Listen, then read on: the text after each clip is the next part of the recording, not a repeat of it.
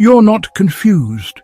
The stock market can look calm while the real economy wheezes, because the system that moves money around is flashing stress signals. And if those lights keep blinking, your mortgage, your portfolio, and your job could all feel it. What I'll prove today. First, why leadership and independence at the Federal Reserve matter for your wallet. Appointments change policy, and policy changes prices. Second, how hedge fund basis trades in treasuries can quietly load the system with leverage until it snaps. Third, what repo markets and SOFR spikes are really telling us about liquidity and risk. And fourth, how the private credit boom can turn small cracks into big breaks.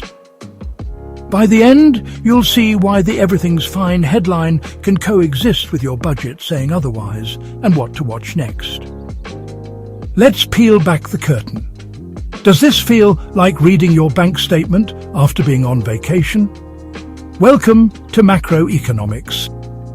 Think of repo as Wall Street's overnight oxygen tank. Firms use treasuries as collateral to borrow cash until morning. The standing repo facility is the Fed's fire hose to steady that market when stress shows up.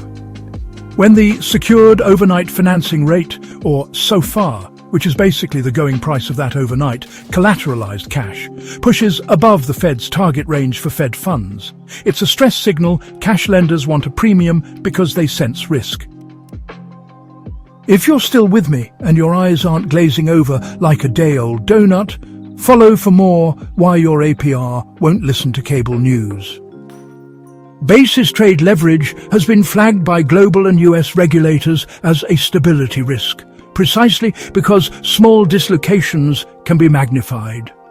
SOFR is the market's real overnight rate on cash versus treasuries. When it prints above the Fed's target for Fed funds, that's not drama, that's price discovery saying, pay me more. The standing repo facility exists because, yes, year-end, auction settlements and collateral frictions can still bite, and its usage and stigma tell you how comfortable banks really are. Private credit growth is on watch lists for opacity, liquidity, and credit cycle sensitivity. Let's loop back to the hook. The system that moves money is flashing stress, and if it persists, it hits your loans, jobs, and portfolios. What I showed you. How Fed independence isn't a headline issue, it's a pricing issue for your everyday costs. How basis trades can make a tiny market hiccup a household problem. Why SOFR versus Fed funds is the tell on liquidity stress.